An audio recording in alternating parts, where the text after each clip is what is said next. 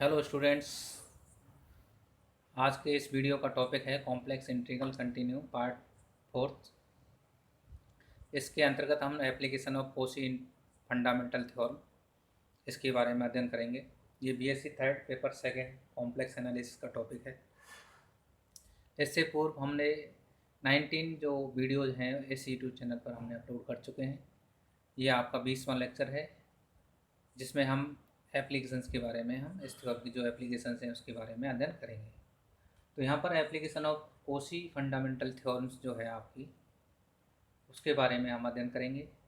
तो यहाँ पर थ्योरम नंबर 1 है आपका, जिसका स्टेटमेंट है कि let f be analytic in a simply connected region R and let alpha beta be any two point in R, then integration from alpha to beta f Z D z is independent of the path in R joining alpha beta. तो यहाँ पर देखिए statement भिन्न भिन्न प्रकार की जो books हैं उनमें भिन्न भिन्न प्रकार का स्टेटमेंट हो सकता है, और उसमें हम देखते हैं कि ये सिंपली कनेक्टेड रीजन है।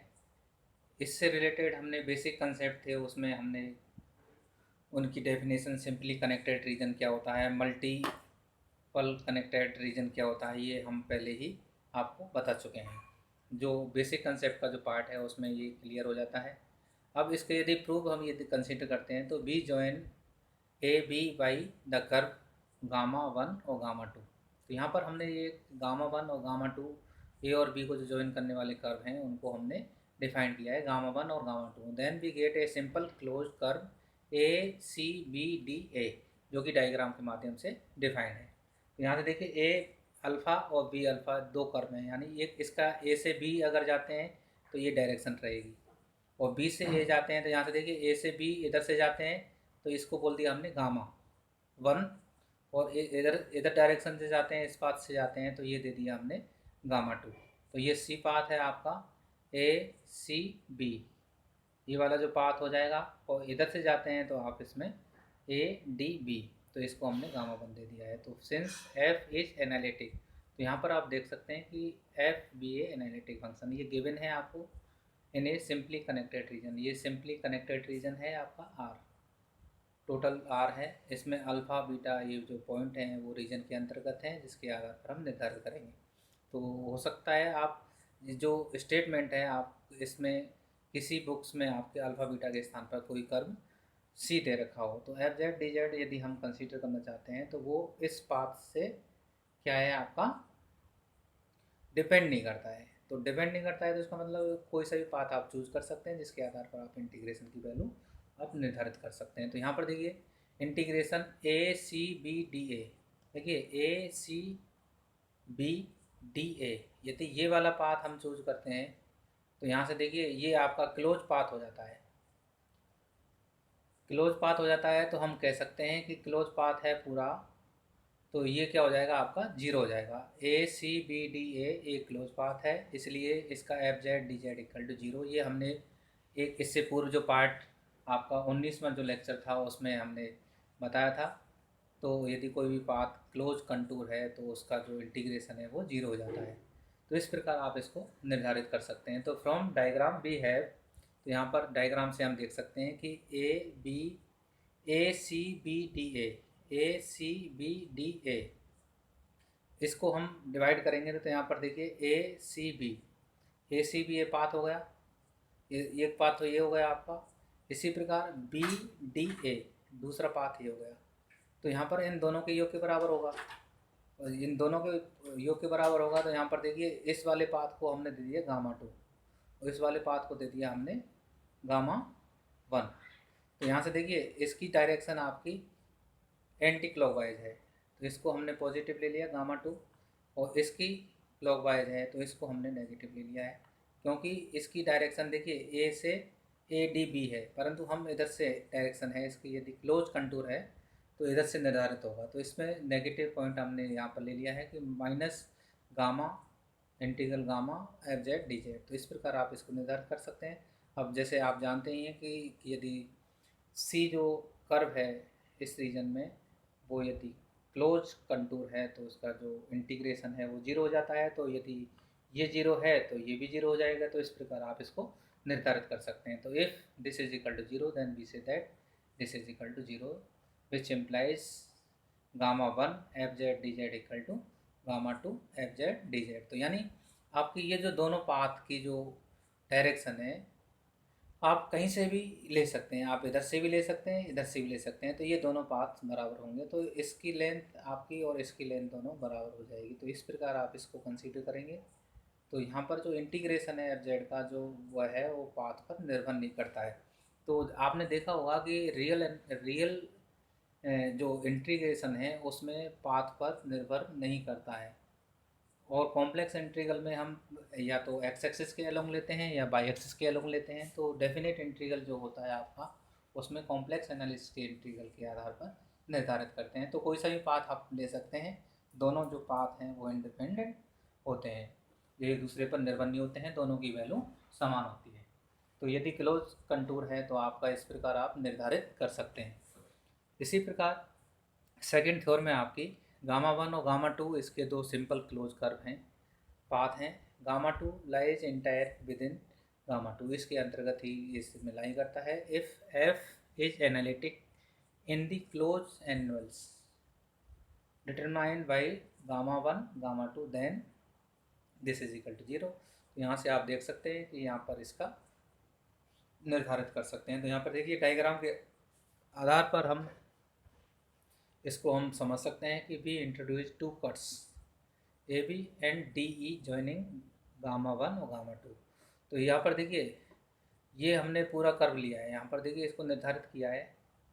ये एनल्स जो हैं आपके इस प्रकार निर्धारित कर सकते हैं, इसके अंतर्गत ही है आपका। देखिए इसे gamma two lie entirely within gamma one, तो ये पूरा गामा वन है आपका और गामा टू इसके अंतर्गत लाई करता है। तो इस प्रकार आप इसको निर्धारित कर सकते हैं। तो यहाँ पर देखिए given that F is analytic in the annulus determined by this, तो therefore by Cauchy fundamental theorem we have. तो यहाँ पर कोशी फंडामेंटल थ्योरम से हम क्या कह सकते हैं कि integration of whole curve f Z D Z equal to zero. तो यहाँ पर आप इसको निर्धारित कर सकते हैं। तो यहाँ पर आप देखते हैं कि इसकी जो वैल्यू है इसको हमने इक्वेशन नंबर 1 से डिफाइंड किया है। और दूसरा जो कर्व है यहाँ पर देखिए एक कर्व तो देखिए गामा यदि हम निर्धारित करते हैं तो ये गामा आपका कंसीडर कर रहा है। तो यहाँ पर देखिए A B C D E F A B C D E F A. अब देखिए ये वाला कर्व आ रहा है यहाँ से ए बी सी डी और ये वाला आ रहा है। इसी प्रकार यदि हम दूसरे को निर्धारित करते हैं तो ये भी क्लोज है आपका पूरा, ये वाला जो क्लोज है आपका। इसी प्रकार ई डी एच बी ए G, E D H B ए और ई, तो यहाँ पर जी ई, तो ये वाला जो पाथ है ये भी क्लोज होगा आपका। तो दोनों के लिए आप क्लोज है तो आपका कोशी जो फंडामेंटल थ्योरम है उसको हम अप्लाई कर सकते हैं। तो यहाँ पर F Z D Z equal to zero और F Z D Z equal to zero for both. तो यहाँ पर आप इसको निर्धारित कर सकते हैं। तो इसको हमने गामा वन दे दिया है, इसको गामा टू निर्धारित किया है। तो हम सिद्ध करना है कि यहाँ पर देखिए from the first integral we obtain this integral equal to, यहाँ पर देखिए इसको यदि हम डायग्राम से यदि समझते हैं तो डायग्राम से यहाँ पर देखिए यहाँ पर कि ए बी सी डी यानी ये वाला कर्व है आपका। तो यहाँ पर देखिए ए बी, ये एक पाथ ये हो गया आपका यहाँ से, और दूसरा पाथ हो गया B C D, B C D, ये एक पाथ तो ये हो गया आपका, एक हो गया आपका ये पाथ हो गया बी सी डी, और एक तीसरा हो गया आपका डी ई, और चौथा हो गया ई एफ ए। ठीक है, ये वाला पाथ हो गया। तो ये कंप्लीट हो गया आपका, टोटल क्लोज कंटूर हो गया आपका।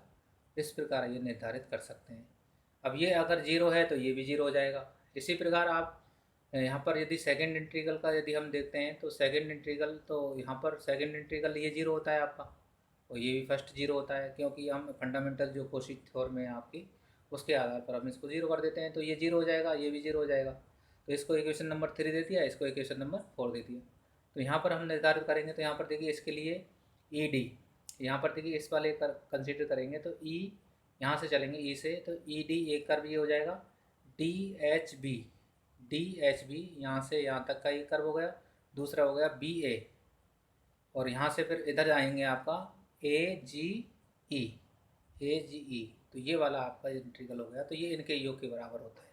तो ये अभी जो आपने थ्योरम फर्स्ट भी किया उसमें भी आपने देखा होगा कि उनका योग के बराबर होता है, तो उसके आधार पर ये डिफाइंड होगा। तो इसके आधार पर हम इसको निर्धारित कर सकते हैं। तो ये यहाँ पर देखिए ई डी है, तो यदि हम कर्व की डायरेक्शन चेंज करते हैं तो नेगेटिव में आ जाएगा, ये नेगेटिव आ जाएगा।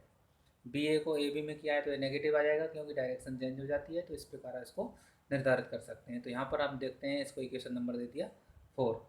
अब यहाँ पर देखिए दोनों को यदि हम ऐड करते हैं तो by adding equation number 3 and 4, 3 और 4 को यदि हम ऐड करते हैं तो ये देखिए नेगेटिव और नेगेटिव आपके कैंसिल हो जाते हैं। तो उसके आधार पर आप इसको कंसीडर कर सकते हैं। तो यहाँ पर हम देखते हैं कि यदि इंटीग्रेशन बी सी डी यदि हम दोनों को ऐड करते हैं तो देखिए ये तो कैंसिल हो गया, B C D, D H B, E F A G E, ये तो दोनों चारों का योग हो जाएगा। देखिए ए बी डी ई ये तो कैंसिल हो जाएंगे, तो ये योग हो जाएगा इसके बराबर। और this is equal to zero होते हैं आपके, मैंने पूर्व में बताया आपका। देखिए ये जीरो हो रहा है, ये जीरो हो रहा है क्योंकि क्लोज पाथ है आपका, तो उसमें इंटीग्रेशन जीरो हो जाएगा बाई कोसी इंटीग्रल थ्योरम। तो इसको निर्धारित कर सकते हैं। तो which implies integration B C D, तो ये चारों पार्ट आपके क्या हो जाएंगे प्लस जीरो जीरो, तो ये जीरो के बराबर हो जाएंगे। तो यहाँ पर हम कह सकते हैं कि this is equal to zero.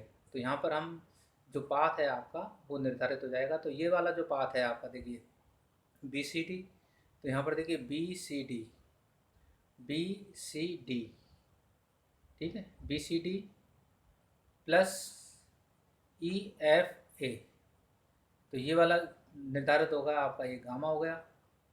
इसी प्रकार यदि हम इसकी बात करते हैं D H E, D H E, देखिए डी एच बी ए जी ई, ए जी ई, तो इसमें निर्धारित करते हैं। तो ये देखिए इसका उल्टा हो गया यहाँ पर, देखिए B C D, B C D आपका पॉजिटिव डायरेक्शन का है, ई एफ ए। अब यहाँ पर देखिए D H B, D H B, और ये हो गया आपका ए जी ई, इस डायरेक्शन में हो गया। तो ये आपके नेगेटिव डायरेक्शन को हो जाता है। तो यहाँ पर अब इसको निर्धारित यदि हम कंसीडर करते हैं तो यहाँ पर हम कहते हैं कि ये वाली जो कंडीशन है यहाँ पर नेगेटिव डायरेक्शन का हो गया, तो ये दोनों आपके डिपेंडेंट होंगे। तो ये दोनों फंक्शन तभी होंगे जब इसकी नेगेटिव डायरेक्शन होगी। तो यहाँ पर इसका जो इंटीग्रेशन है gamma 1 f Z D Z equal to gamma 2 f Z D z, तो ये दोनों आपके बराबर हो जाते हैं। तो यहाँ पर आप देख रहे हैं कि ये वाली जो कंडीशन है आपकी ये निर्धारित हो जाती है। तो यहाँ पर हम दोनों जो इंटीग्रेशन है ये वाला गामा 1 वाला और ये गामा 2 वाला ये क्लोज्ड हैं और दोनों आप इसमें कंसीडर कर सकते हैं। तो एक ही पार्ट आप इसमें निर्धारित कर सकते हैं। तो ये इसके अंदर ही है, तो ये आप आसानी से निकाल सकते हैं। तो इस प्रकार ये जो थ्योरम है आप इसकी कंप्लीट हो जाती है। और अभी इस जो टॉपिक है आपका कॉम्प्लेक्स इंटीग्रल, इसके 2 पार्ट्स और शेष हैं जो कि आपको शीघ्र ही अपलोड कर दी जाएंगे।